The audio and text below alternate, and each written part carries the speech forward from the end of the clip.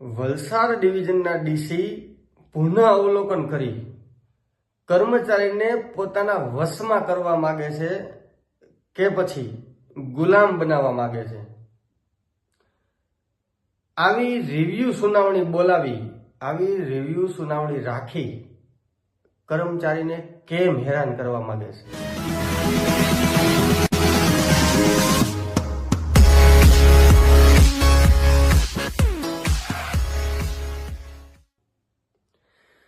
જય ભીમ, નમો બુદ્ધાય। વલસાડ ડિવિઝનના ડીસી પોતાની મનમાની કરી, પોતાની સત્તાનો દુરુપયોગ કરી પોતાની મનમાની કેમ કરે છે? જે કેસની અંદર જે કર્મચારી દ્વારા જે ભૂલ કરવામાં આવેલ હોય તે કેસની અંદર ડેપો મેનેજર દ્વારા દંડ કરવામાં આવે છે, સજા કરવામાં આવે છે, તો પછી ભાઈ આ રિવ્યુ સુનાવણી કરવાનું કારણ શું? તો આ ડીસીને આપણે એ બાબતે ફોન કર્યો, પણ ભાઈએ આપણો ફોન ઉપાડ્યો નહીં, કેમ કે ક્યાંક ને ક્યાંક ભાઈએ ખોટું કર્યું છે।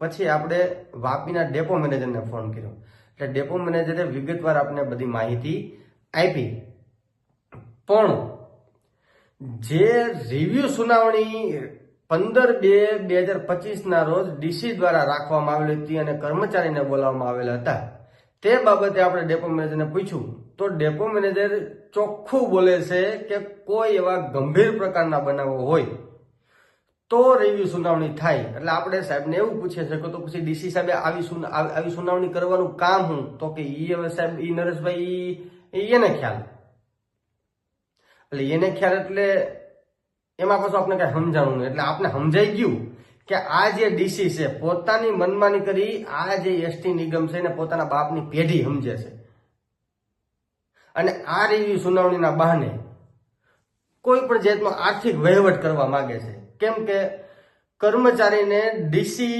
રિવ્યુ સુનાવણી માટે બોલાવે એટલે જે કોઈ ડીસી સાહેબના પાગ્યા હોય એ કર્મચારીને એવું કહે કે હું બધું સેટિંગ કરાવી દઉં છું, તમે ઉપાધિ કરોમાં, પણ એક વખત દંડ ભર્યો છે તો એની બીજી વખત સજા કેમ?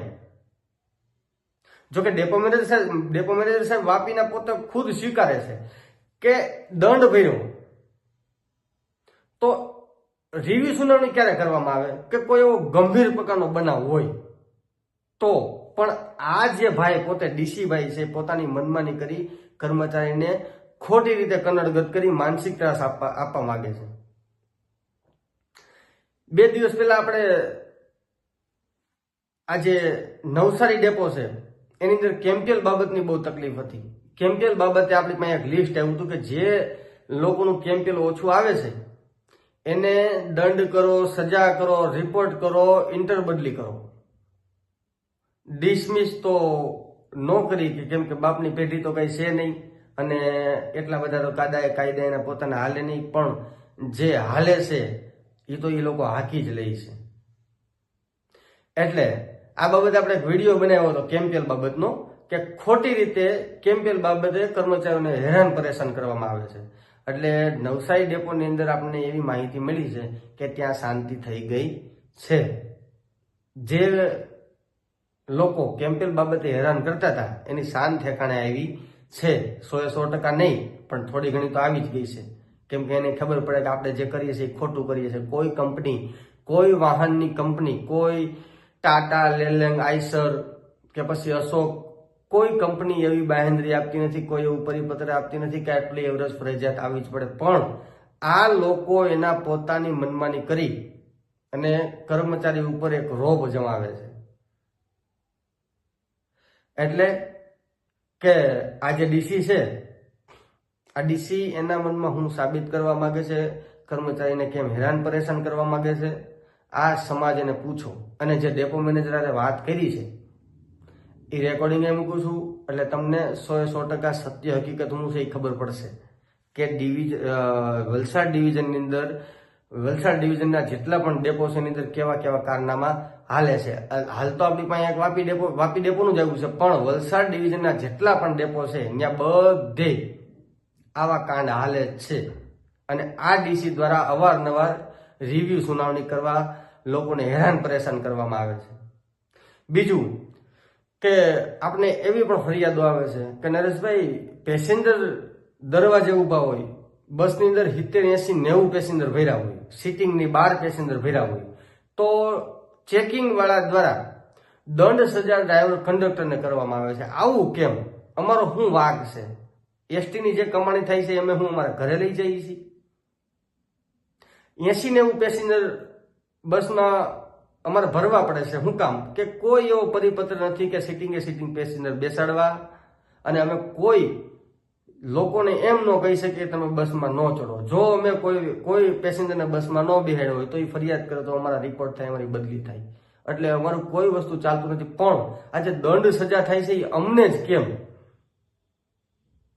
તો આજે બુદ્ધિવાન અધિકારીઓને હું ખાસ કહેવા માંગુ છું કે આવા તમે ખોટા નિયમો કાઢો અને કર્મચારીને હેરાન કરવાનું બંધ કરો. અને જો તમારે નિયમો બનાવવા જ હોય તો સીટિંગ પેસેન્જરના પરિપત્ર જાહેર કરો, લાલ બોર્ડ મારો હાઉસફુલના, એટલે લોકોને ખબર પડે કે આ સરકારે પરિપત્ર જાહેર કર્યા છે અને નિયમ બનાવે છે, આપણે નિયમની વિરુદ્ધ ન જવાય. પણ તમારે તો માત્ર ને માત્ર આ જે કર્મચારી છે એને ટાર્ગેટ કરવા છે. મોટા ડાઘિયાઓને તો તમને કાંઈ કરી શકો એમ નથી, કેમ કે અઢળક ભ્રષ્ટાચારો કરે છે. 5-5 લાખ રૂપિયાના પોતાની માવુને ખોટા મેડિકલ બિલો મૂકી અને પૈસા પાસ કરાવે છે. ખોટા મેડિકલ ખોટા ડોક્યુમેન્ટ રજૂ કરી 12 વર્ષ સુધી એસટીના જે પગાર ખાય છે ત્યાં આ લોકોને એસટીની પ્રતિષ્ઠાને હાનિ કોઈ જાતની પહોંચતી નથી. પણ કોઈ ડ્રાઈવર કંડક્ટર જરા સામાન્ય ભૂલ કરવામાં આવે તો એસટીની પ્રતિષ્ઠાને મોટો ઝાખપો પડે છે. પણ ટૂંક જ સમયમાં તમે જે નોકરી કરો છો ને એની અંદર મોટો ઝાખપો પડવાની તૈયારી ચાલુ છે. એટલે જેટલું બને ને એટલું વહેલાસર સુધરી જાવ. બાકી પાપના ઘડા ભરાઈ તો ગયા છે, પણ થોડોક છલકાવાનો બાકી છે. એટલે એ જે છલકાય ને એની અંદર તમે ક્યાંય ન હોવ એનું ખાસ ધ્યાન રાખજો. અને આ જે રેકોર્ડિંગ મૂકું છું ને, રેકોર્ડિંગ પૂરેપૂરું સાંભળો એટલે તમને ખ્યાલ પડે કે આ લોકો ડીસી દ્વારા કર્મચારીને કેટલા હેરાન કરવામાં આવે છે. અને આ ડીસીને પૂછો આપણી ભાષામાં, કર્મચારીની ભાષામાં નહીં, આપણી ભાષામાં પૂછો એટલે એને ખબર પડે કે આ કર્મચારીની પાછળ આ જે દેશની જનતા, જે દેશના લોકો, સામાજિક કાર્યકરો, જે સમાજ પ્રત્યે લાગણીશીલ વ્યક્તિઓ છે એ બેઠા છે. એટલે આની હળી કરવા પહેલા ખોટી રીતે, સાચી રીતે કરો અમને કાંઈ વાંધો નથી, ખોટી રીતે હળી કર્યા પહેલા 100 વખત આ લોકો વિચારે. અને કરો આ ભાઈને ફોન, ડીસી ભાઈને, ડેપો મેનેજર ભાઈને, બેયને ફોન કરો. એના નંબર એ મૂકું છું અને આ રેકોર્ડિંગ મૂકું છું. સાંભળો. જય ભીમ, નમો બુદ્ધાય. हेलो. નમસ્કાર સાહેબ. हाँ जी बोलो. સાહેબ નરેશ વાળા વાત કરું, અમરેલીથી સામાજિક કાર્યકર. ક્યાંથી? અમરેલીથી સામાજિક કાર્યકર નરેશ વાળા વાત કરું સાહેબ. हाँ जी बोलो बोलो. સાહેબ હવે આ તમારા ડેપોની થોડી ફરિયાદો આવી છે हाँ. કે આજે તમે એસટીના કર્મચારીને દંડ ભરાવ્યા છે. કયા? આ તમારા ડીસી દ્વારા એક રિવ્યુ નોટિસ કાઢવામાં આવી છે. ખ્યાલ છે સાહેબ તમને? 15/2 એની સુનાવણી હતી. બરોબર સાહેબ. આમાં આજે 7 કે 8 ડ્રાઈવર કંડક્ટરને તમે દંડ કર્યો છે. કોઈકના મોબાઈલ હાથમાં લીધા ને કોકને ટિકિટમાં ને એમાં બધે તમે તો દંડ કરી દીધો સાહેબ. આજે ડીસી સાહેબે જે રિવ્યુ કરેલા છે. તો સાહેબ રિવ્યુ કરવાનું કારણ સાહેબ શું? આ રિવ્યુ કરવાનું કારણ એમ થાય છે, હવે સાહેબ કેવું હોય, સાહેબને જે ડિફોલ્ટ કાર્ડ હોય અમારા, જે ડેપો કક્ષાના જેટલા ડિફોલ્ટ થયા હોય એ ડિફોલ્ટ કાર્ડમાં ગુનો લખેલો હોય ને ગુનાની સામે સજા લખેલી હોય.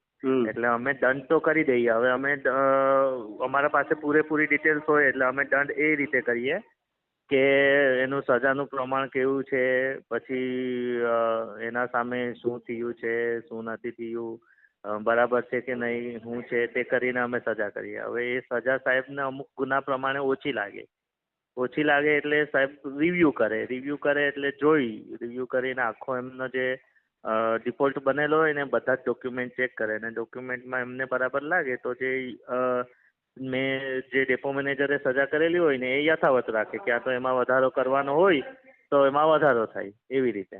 સાહેબ પણ મોટે ભાગેના જે કેસો થાય છે ને એમાં યથાવત જ રાખે છે કેમ કે અમે જે દંડ કરીએ છીએ એ સમજી વિચારીને જ કરીએ એટલે પછી યથાવત જ રહી છે. હા એટલે મારું સાહેબ એવું જ કહેવાનું છે કે તમે ડેપો મેનેજર દરજાના વ્યક્તિ છો બરોબર. આજે તમે જે તે સમયે ડ્રાઈવર કંડક્ટર નો ડાઉટ આવું તો બધું બનતું જ હોય છે. કોઈ ના કોઈ ગુનાની અંદર ડ્રાઈવર કંડક્ટર હોય તો તમે ડેપો મેનેજર દરજાના વ્યક્તિ છો તો તમે જે દંડ કર્યો છે જાણી જોઈ વિચારીને જ કર્યો છે ને સાહેબ. તો પછી ડીસી સાહેબ ને આ બાબતે રિવ્યુ નોટિસ કાઢવાની ફરજ કેમ પડે છે? નહીં એકચ્યુઅલી એમ જોઈએ ને તો એકદમ ગંભીર કેસ હોય ને કે જેમાં એકદમ મોટું અકસ્માત થયું હોય કે એમાં કોઈકને વાગેલું હોય આમ તેમ હોય ને કોઈક કંડક્ટર દ્વારા મોટી રકમની ચોરી કરેલી હોય બરોબર ને એમને અમે દંડ ઓછો કર્યો હોય તો એવા કેસો હોય તો એ રિવ્યુ કરવાની જરૂર પડે. પણ સામાન્ય નુકસાનીના થોડું ઘસી લાવેલા હોય કાચ તોડી લાવેલા હોય કે આ તે હોય એ રિવ્યુ કરવાની જરૂર નહીં પડે. પણ આમાં શું છે કે જ્યારે સાહેબ રિવ્યુ કરે ને કેસ ત્યારે એમના પાસે એ ડિટેલ્સ બધી નહીં હોય. ખાલી એ સજાના આધારે કેસ રિવ્યુ કરાવે કે આટલા કેસ રિવ્યુ કરવાના છે કે એમાં સજામાં એમના હિસાબે ઓછી કરેલી છે એવું લાગે એટલે રિવ્યુ કરે છે. આજે ડીસી જે રિવ્યુ નોટિસ કાઢી બરોબર તો સાહેબ એને જે ગુનાની જે ગંભીરતા છે તો એને જોવી પડે કે ન જોવી પડે સાહેબ? એ તો જોવી પડે.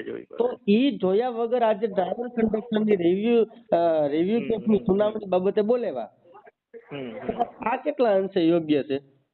એ તો હવે આમાં એકચ્યુઅલી કેવું હોય કે હવે સાહેબના નજરિયા પ્રમાણે હવે કેવું વિચારતા હશે બધા જ કેસ નું રિવ્યુ કરીને ચેક કરતા હશે કે શું કરતા હશે એ અમને ખ્યાલ નથી કારણ કે ડિવિઝન લેવલથી કેસો બધા રિવ્યુ થાય એટલે. પણ સાહેબ આજે મારું તો ખાલી એટલું માત્ર કહેવાનું છે કે ડેપો મેનેજરે દંડ કરી દીધો છે એક માત્ર સામાન્ય ફોન બાબતે કે ટિકિટ બાબતે કે તમારે પ્રશ્નો આવતા બાબતે બરોબર. તમે જેમ કીધું સાહેબ તમારી વાત 100% સત્ય છે. એવા કોઈ ગંભીર પ્રકારના બનાવ હોય તો એની અંદર રિવ્યુ નોટિસ કાઢી અને એની અંદર એ વધારે દંડ સજા ઓછો હોતા કરાવી શકે બરોબર છે. તો અત્યારે આજે મારી પાસે જે 2 જ નંબર આવ્યા છે ડ્રાઈવર કંડક્ટરના અને 15/2/2025 ના રોજ આ જે કર્મચારીની સુનાવણી હતી બરોબર. આ જે કેસ 7 કે 8 કે 10 કેસ છે આ કેસની અંદર મેં સાહેબ તપાસ કરી કોઈ એવો ગંભીર પ્રકારનો બનાવ બન્યો જ નથી. તો સાહેબ આ જે ડીસી રહ્યા એને પોતાની મનમાની કરી અને ડ્રાઈવર કંડક્ટરને હેરાન કરવા માંગે છે સાહેબ. એ તો હવે યોગ્ય ઓથોરિટી દ્વારા જે નિર્ણય કરવામાં આવે એ નિર્ણયને તો અમે કઈ નહીં શકીએ. મેં જો કે ડીસી સાહેબને ફોન કર્યો નથી સાહેબે ઉપાડ્યો મારે ડાયરેક્ટ સાહેબ ની વાત કરી પણ મેં કીધું ડેપો મેનેજર સાહેબ વાત કરી લઉં. પછી બીજું કઈ મારે તમને પૂછવાનું હતું કે આજે તમે જે દંડ કર્યા છે બરોબર એની અંદર કોઈ એક પણ યુનિયન નો જે હોદ્દેદાર છે એ નથી એનું કારણ સાહેબ? એટલે સમજ નહીં પડી. હા સાહેબ શું કેવું તમે? તમારા ડેપો ની અંદર સાહેબ આજ દિવસ સુધી જે કઈ દંડ સજા કર્મચારીને કરવામાં આવ્યા એની અંદર એક પણ યુનિયન નો અધિકારી કે યુનિયન નો હોદ્દેદાર નથી સાહેબ એની મને સમજ ન પડી. આ તો કેવું છે જે ડિફોલ્ટ કેસો બને છે ને એ ડિફોલ્ટ કેસનું જ આપણે પ્રોસિજર કરીને એ લોકોને આપણે દંડ કરી શકીએ. હવે જેના રિપોર્ટ બનેલા જ નહીં હોય એના પછી આપણે નહીં કહી શકીએ. પણ સાહેબ તો મારી વાત સાંભળો આજે તમારા ડેપોની અંદર માનો કે 150 કે ડ્રાઈવર કંડક્ટર છે 150 ડ્રાઈવર કંડક્ટર ની અંદર આજે જે લોકો યુનિયન ની પાવતી નથી લેતા યુનિયન ના હોદ્દેદાર નથી એ લોકોને દંડ સજા કરવામાં આવે છે સાહેબ. તો એ લોકો જ ફોલ્ટ માં આવતા છે યુનિયન ના હોદ્દેદાર શું કઈ ઢીલું લઈને આવ્યા છે? એવું નથી. એ તો જનરલ જો એ યુનિયન તરીકે તો અમારાથી વિચારાય જ નહીં.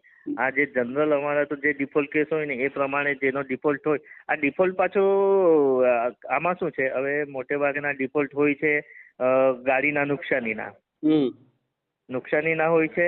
પછી બીજા હોય છે આપણે ડ્રાઈવર કંડક્ટરની એફસી ગઈ હોય અથવા એફએનસી ગઈ હોય, હમ ટિકિટ ગઈ હોય હમ એટલે એ જ મોટે ભાગેના કેસો અમારા પાસે આવે.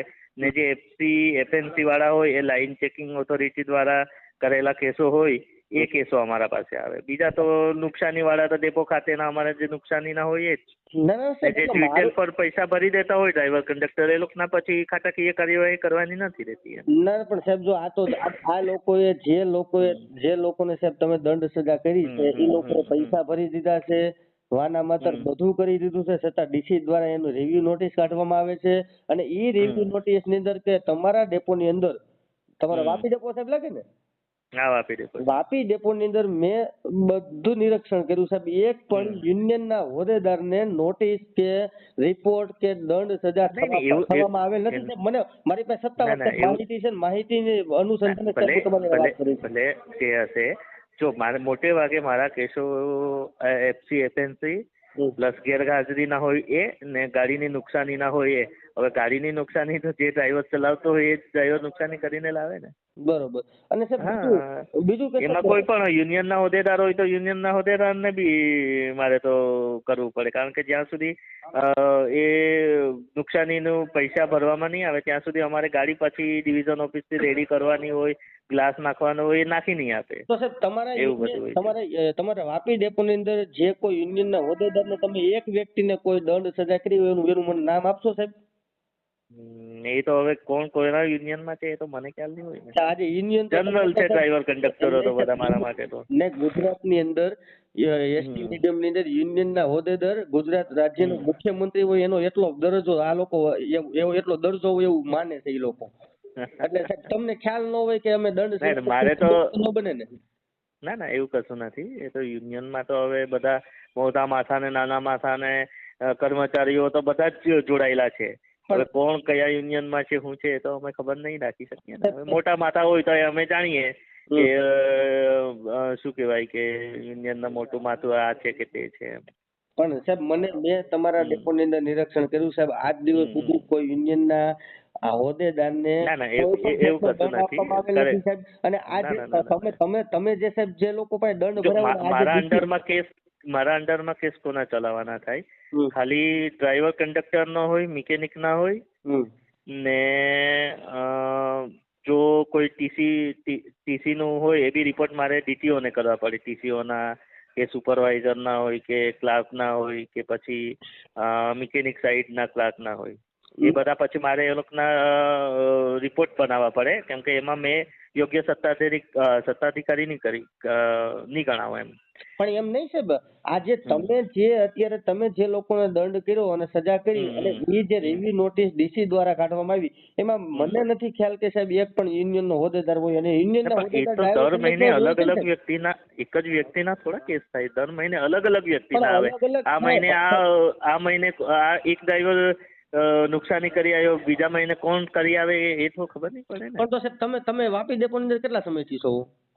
મને 2 વર્ષથી. 2 વર્ષથી. તો 2 વર્ષની અંદર એક પણ યુનિયનના હોદ્દેદારથી ભૂલ થઈ જ નથી કાંઈ? ના એવું તો નહીં બને. એ તો કોઈને કોઈ વ્યક્તિ હોય એના કઈ ને કઈ તો ડિફોલ્ટ હોય જ, એવું બને જ નહીં.